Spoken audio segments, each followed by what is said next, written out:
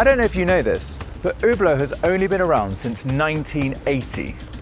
Now that's not very long when compared with the other big boy brands, especially considering how quickly they've climbed the ladder. But what's really interesting is how they've done it.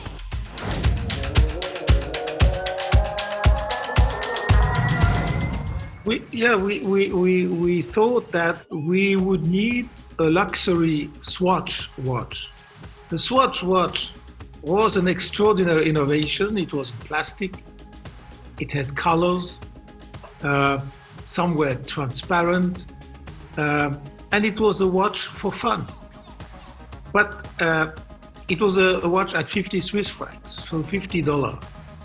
And I always believed that a transparent watch or a colorful watch, why can it not be an expensive watch? Who tells us that an expensive watch must be a platinum watch? Who tells us it must be a gold watch? No, not necessarily. Mm-hmm. So that idea to make a watch for fun, to enjoy, colorful, disruptive, innovative, fashionable, all these elements we could put into Hublot. If you buy a very traditional brand, you cannot do that. What we did with Hublot is impossible to do with Patek Philippe. Yeah. Because then you destroy your message. Yeah. At Hublot was ready for this. Yeah. Because they had already put the basement of it. Okay. And that is what we saw. We said, my goodness, Hublot has a great message, but they have exploited maybe 10% of it. Now we have 90% to go. But we saw a possibility for fun, to make watches for fun, to have fun, serious watches, of course, exceptional quality, but fun. Nice. And that is probably what has brought us to the success. We were probably 80% producing quartz watches. We didn't have our own manufacture. Watches were made by some suppliers. We had no autonomy. We had no innovation. So we were a very weak brand at that moment.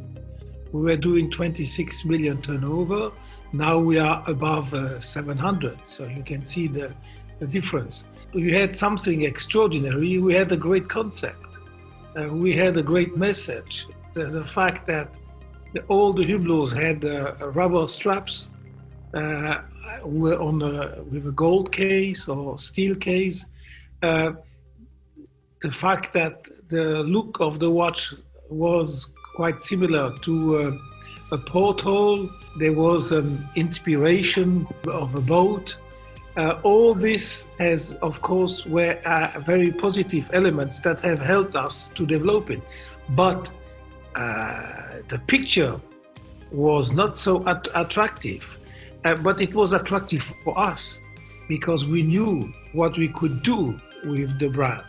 It's like if you buy an old farmhouse and the farmhouse needs a lot of reconstruction, but you can see where are the values and you buy it because you know how you're gonna rebuild it. And that's the same for us.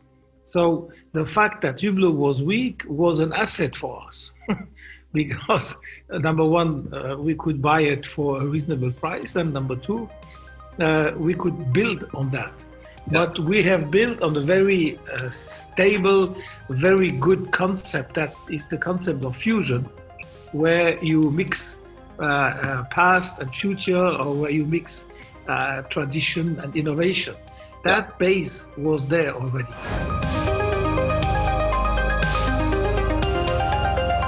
The moments that I thought we would not manage it, they were at least twice a week present in my head.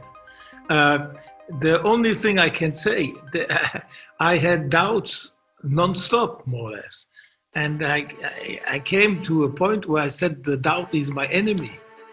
But very quickly after that, I knew that the doubt was my friend, because the doubt helps you to stay with your feet on the ground, but the doubt also helps you to double check everything, and the doubt helps you to listen to other people. If you have no doubts, how can you will never listen to anybody. You will just go because you have no doubt, you think you are right. I always had doubts, and the doubts is probably the best asset I have next to my health. If I have two big assets, thanks God I have even more than two, but if I have to mention two, I would say on one side I have a strong health, and on the other side I have a strong doubt that is capable to wake me up at 2 or 3 o'clock in the morning. I love it. And so voila. Hublot is an extremely, sometimes excessively dynamic, innovative brand. Innovation in luxury has never been the major element of the development of luxury. Luxury quite often is traditional and goes back and repeat the past. Hublot has taken a totally different approach, which was quite new in the watch industry, to become very, very innovative, very creative, to invent new materials, to invent new colors, to invent new concepts of the weight of a watch, to invent new movements. That's something that has not been very common in our industry.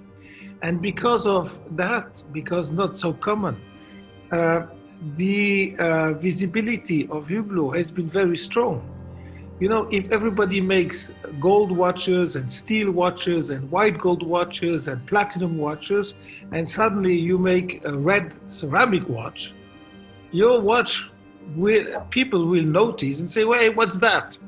So the attention Hublot got was extremely important.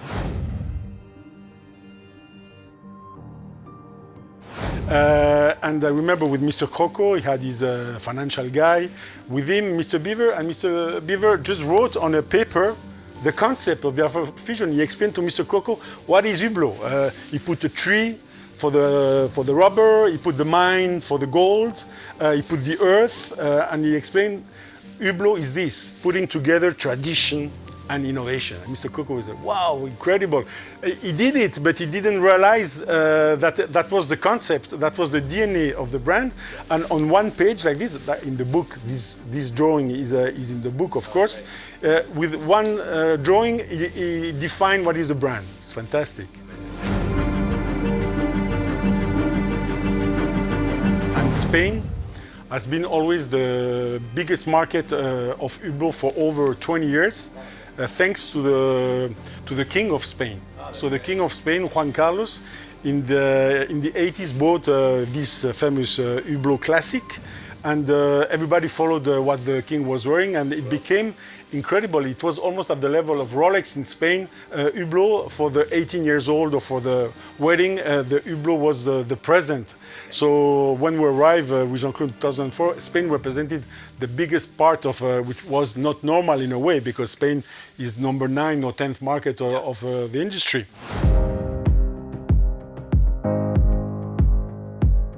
So there was a real team together that has worked together for a long time, that has worked on other brands. We have done Omega together, we have done Blancpain together, and then we went to Hublot together. So that is the we, and that's an important element, is the team. The team was a very strong, probably the best team in the watch industry in those days. Still, if we would be all together, we would still be strong today. Nobody became, the only guy who got old is me, because all the others are younger than me. So that's we. The team was a winning team.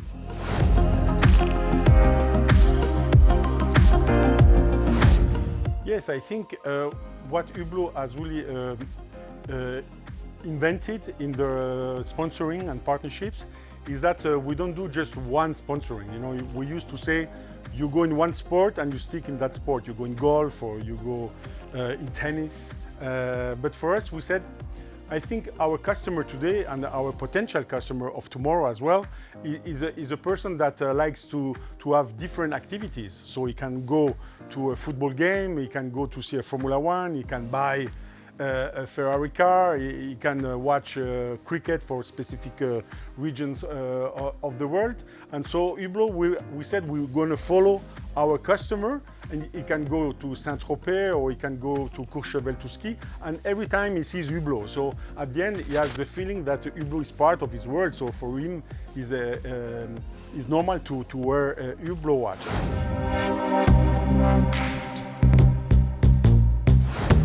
There is no Hublot 2.0. There is one message. That the message of Hublot, it means the art of fusion, as long as we can maintain the art of fusion. And you can only maintain the art of fusion through innovation. As long as we maintain a very strong, innovative department, and with important innovations, with a lot of creativity, then we are safe. We rely on innovation. We cannot rest, because the whole message, and people don't expect from Hublot something that is people expect innovation. So somehow we are condemned to innovate, because it's our message, it's our philosophy. That's why we exist. That's why we are successful, thanks to innovation. So that's something we can never reduce.